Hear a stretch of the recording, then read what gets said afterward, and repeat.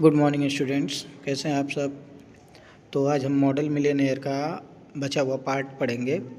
हम कल यहाँ तक पढ़े थे कि जो एलन था और हिवी का दोस्त था वो, तो हिवी जब उससे पूछता है कि क्या तुम्हारी पेंटिंग बन गई, तब वो बताता है कि हाँ मेरी पेंटिंग भी बन गई और उस फ्रेम भी हो गई। ठीक, फिर वो बताता है कि वो जो भिखारी था वो तुम्हारे लव अफेयर के बारे में, मतलब लौरा से तुम प्रेम करते हो उस बारे में वो जानता है।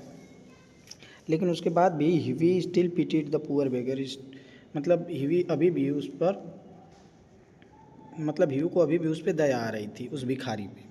उसके बाद हम यहाँ से पढ़ते हैं, Alan smiled and told Hughie that the old beggar was one of the richest man of Europe. उसके बाद एलन मुस्कुराया जब वो बोला, मतलब हिवी बोला कि यार मुझे अभी भी उस पर दया आ रही है, उस भिखारी पे।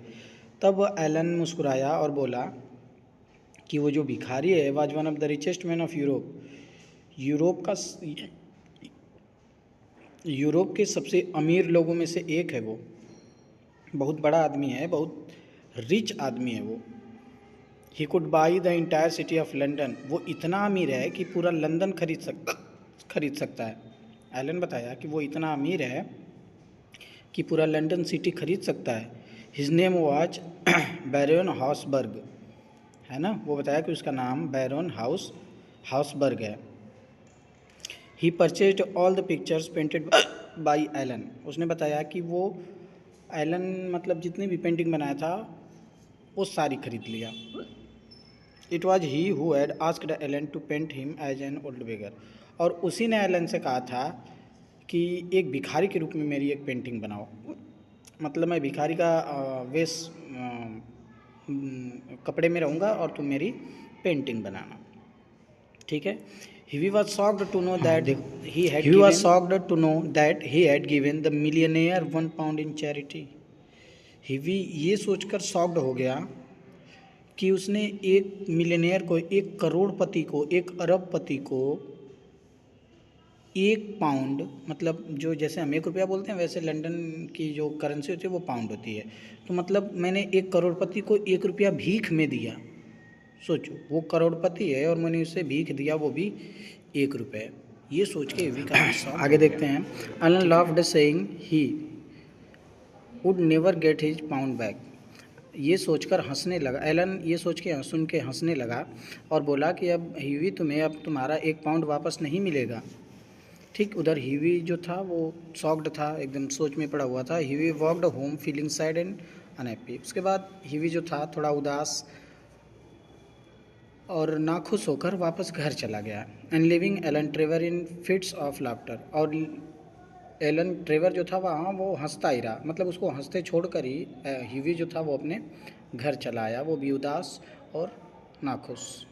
The next morning Hughie received a visitor on behalf of Baron Hausberg, और अगली मॉर्निंग को हाउसबर्ग की तरफ से, मतलब जो करोड़पति था बैरन हाउसबर्ग, उसकी तरफ से एक विजिटर, एक आदमी हीवी से मिलने आया। Thinking that he had come for an apology, ठीक है। और हीवी ये सोच रहा था कि शायद वो माफ़ी के लिए आया हो।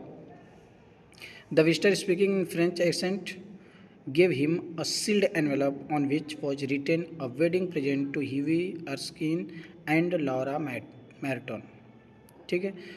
तो वो जो आदमी था वो फ्रेंच में बोल रहा था, फ्रेंच लैंग्वेज में, मतलब फ्रेंच एक्सेंट में बोल रहा था, जैसे फ्रेंच के लोग बोलते हैं उस टाइप बोल रहा था। और उसने एक एनवलप दिया, एक लिफाफा दिया, वो भी सील्ड था, चिपका हुआ था पूरी तरह से, और जिस पर लिखा हुआ था a wedding present to Hughie Erskine and Laura Merton, और उस पर लिखा हुआ था कि हिवी और लौरा को उनके वेडिंग का प्रेजेंट है, ये उपहार है, फ्रॉम एन ओल्ड बेगर, एक बूढ़े भिखारी की तरफ से। And inside was a cheque of 10,000 pound, और उस चेक, उस लिफाफे, उस एनवलप के अंदर 10,000 पाउंड का चेक था, जो कि लौरा के फादर ने बोला था हिवी से कि अगर तुम 10,000 पाउंड कमा लोगे तब मैं अपनी बेटी की शादी तुमसे कर दूंगा। तो ये बात भिखारी जानता था, इसलिए वो भिखारी ने, मतलब वो भिखारी नहीं था, वो एक मिलियनेयर था, वो एक करोड़पति था, अरबपति था, इसलिए उसने हिवी की चैरिटी देखकर, जनरसिटी देखकर, वो इतना दयालु था, इतना काइंड था, तो इस बात से खुश होकर वो जो अमीर था बैरन हाउसबर्ग, उसने 10,000 पाउंड उसे गिफ्ट में दिया, उसके शादी का उपहार, Hughie and Laura got married soon, और उसके बाद ह्यूई और लॉरा की शादी हो गई, दोनों खुशी खुशी रहने लगे। ठीक है, ऑस्कर विल्ड द्वारा लिखा गया ये चैप्टर है, इसको रिवाइज करें, पढ़ें बार बार। मिलते हैं मंडे को क्लास में। Have a good day, thank you, bye.